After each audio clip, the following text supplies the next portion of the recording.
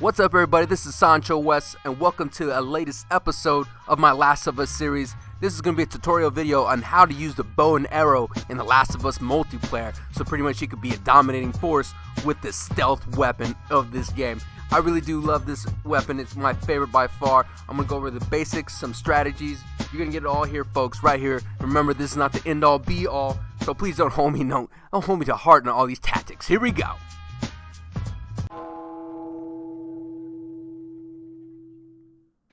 First off, practice.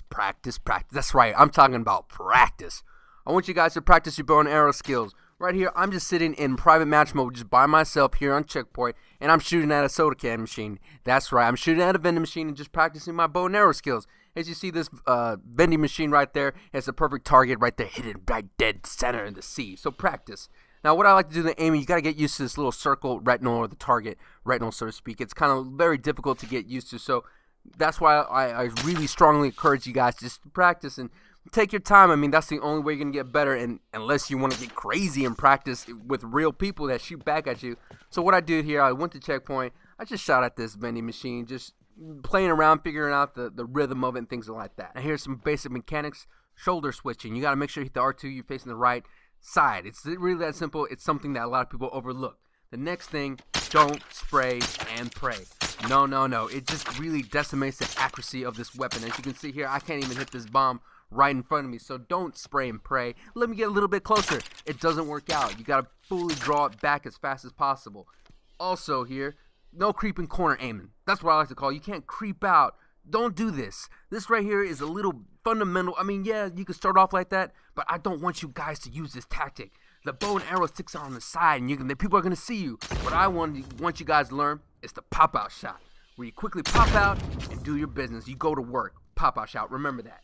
Here's what I like to call another great technique, pre-aiming. Now, pre-aiming is basically, a lot of you people used to do this back in the Call of Duty days. I say Call of Duty. Back in the Call of Duty days, is as a sniper, you got to pretty much, without aiming, kind of aim at the same time. It's really hard to explain, so let me do my best. Freeze it. As you can see here, I'm wanting to aim right above my head. Circle it. Right there. That is where the retinal is going to come up when I hit the aim button. This pre-aiming right there is pretty much allows you to get the jump on the opponent. And a lot of people back in the day used to do this a lot with the sniping. And it's a great way to implement. It's kind of like the foundation of this bow and arrow dominance. Is you got to learn where to pre-aim. And the only way you could do that is if you, once again, practice. And here's a standing up. Now this one's a little different. It's not right above the head, and also it really depends on where your feet is facing. I can't really explain it. The only way you have to see for yourself. See for yourself and see what I'm talking about. Now the difference between the crouch as it was above, this one's like right above your head. Freeze it. As you see here, it's on the right above the ear and around the shoulder. That is where the targeting is going to be when I hit the aim button. Let's see it. Boom, right there. And the reason why you want to do this, because if you're ducking behind something and you want to get the jump on it, you got to aim without revealing yourself. I actually discovered, or created, whatever word you want to use, a pre-aim minigame. Right here, you go to the checkpoint by yourself, practicing, and what you want to do is try to work on your pre-aim and try to get the circles of the force right there. As you see here, it's just all about the practicing. With the crouching, it's really above to the right. As you see, that's all I'm doing. I know it looks foolish. I know, man, I don't want to waste my time. I just want to go out there. Sure, go ahead and go out there. Go play a supply raid with and get waxed. Because the bow and arrow is all about, you have to sneak around. You can't really go up against a gun, a semi-automatic, head-to-head, because that's where you lose. You don't want to do that. So like I was saying, crouching. Let's look at standing real quick. Boom, freeze it. It's right around the right ear. That's where the targeting retinal is going to be. So that's where you want to basically set up your shot. It's very important to set up your shot before you reveal yourself. Standing is above the ear. Crouching is above your head, about to the right. And then also it depends on what shoulder you're aiming on. So if you left off on the left, your targeting's a little bit more on the left side above your head versus the on the right side. So pay attention to what shoulder you're aiming at, and then work on your pre-aiming.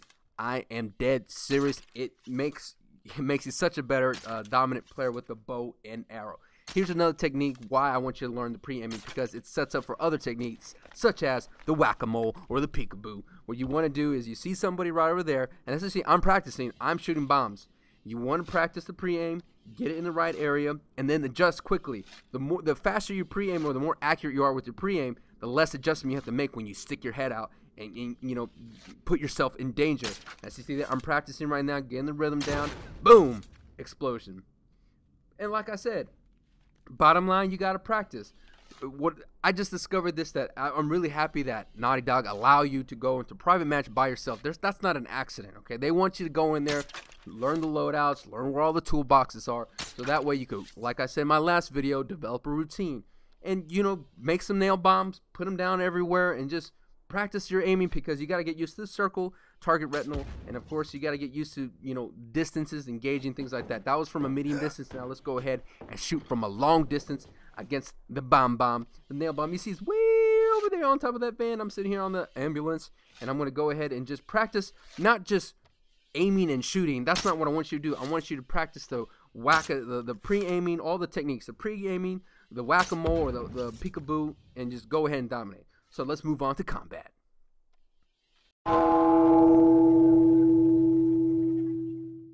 Alright guys, now pay attention. First off, you want to upgrade the bow and arrow to at least level 1. It's 400 part points, it's important. Learn the double tap. Knock them down and finish them off. Now, technically the double tap is, you know, it's just to make sure they're dead. Not in this case. The double tap is used for, it takes 2 bow and arrow shots to knock them down, 3 if they have armor. But not only I want you to master double tap, I want you to master the triple tap. Triple tap is knock them down and execute them. Because basically with the bow and arrow, you're not going to be really close to your opponents. You're going to be far away. So you got to master the triple tap. So learn the animation of people falling down or going down, and then finish them off with your other bow and arrow. I know people are not a fan of that, but I am. Here's a technique that I want you guys to master as well. It's called the track and lead.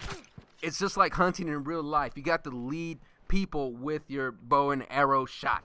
It's not going to be, you know, well, when you upgrade the bow and arrow to 800, your lead doesn't have to be that far, but just master it, lead the target, and then stop. It's a very old school sniper technique that a lot of people learned back in the Call of Duty days. Just lead them and stop and fire. Now, you have to develop a sixth sense. No, not seeing dead people. I'm talking about anticipate the other player's movement. What would you do if you got hit with a bow and arrow? Would you back up? Would you stand up? Would you go to the right? Would you run? These are the kind of things you will develop over time. This sixth sense is not going to come to you, but here's some examples of that sixth sense in practice. If you need to see them again, rewind. And like I mentioned before, in practice mode, whack-a-mole, peekaboo. Look at this. I'm shooting and I'm going back down. It's kind of weird. The bow and arrow, you use the same kind of tactics that you would use as a sniper. And as you see there, it goes right into the sixth sense. Pop out shooting. Remember, not that creep out shooting. Pop out, boom, fire arrow. Now, that's a pin down shot. A pin down shot is when you know you got them pinned, you just wait for them to stick the head out and finish it down. Now, another sniper technique that works with the bow and arrow is the swipe shot. Look at this. Boom. Happened that fast. Let me go ahead and slow that down for you guys. The swipe shot is pretty much quickly move to the left and fire bullet. This was back in the Halo 2 days, or the Halo days with the sniper rifle. It's very famous from that. Practice the swipe shot. You won't be disappointed. Let's see that again. Boom, man, down, playa. And also, I like to do span aiming. Now, it may look annoying, but I'm trying to build my rhythm. And not only that, I don't want to have a long draw with my bow and arrow. So, what I'm doing is spam aiming and making sure I'm keeping my rhythm. And as you can see there, I did the pre-aiming and all of my other techniques. Now, once you get good at really becoming that sixth sense ghost hunter, you want to do mind games. Kind of roll up all your techniques into one and mind game the other opponent, because that's what's great about the bow and arrow. Not only that, bow melee. One shot, then finish it off with your fist or your board. Boom, boom, boom. Master that. It's a great technique because in close quarters you don't want to miss with a second shot. One shot, finish it off with a melee. Now, I did say spray and praying are not good, but I want you guys to draw and pray. When things get nasty, when you're in the corner and you have nothing to do, or you're surrounded by 3 people, just draw and pray. If you have the higher the upgrade, it's good to go. Now, it's just silly. Draw and pray, guys. It's a great rush technique as well. Now, let's check out some bow and arrow loadouts.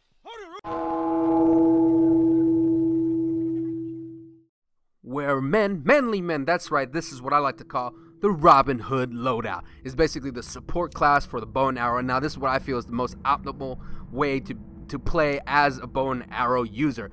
Not only because I just like it because you just get a lot of points from it being a support class, and those points you could easily upgrade your bow and arrow and get some armor. So first thing I have here is marathon, just so I could get to the parts faster, and it's a great way to, you know, help somebody when they're down.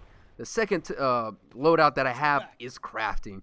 You want to be a crafter because it just gives you crazy points, and you could use that to upgrade your bow and arrow. It's a great to help out your teammates, and of course you wouldn't be a medic pro.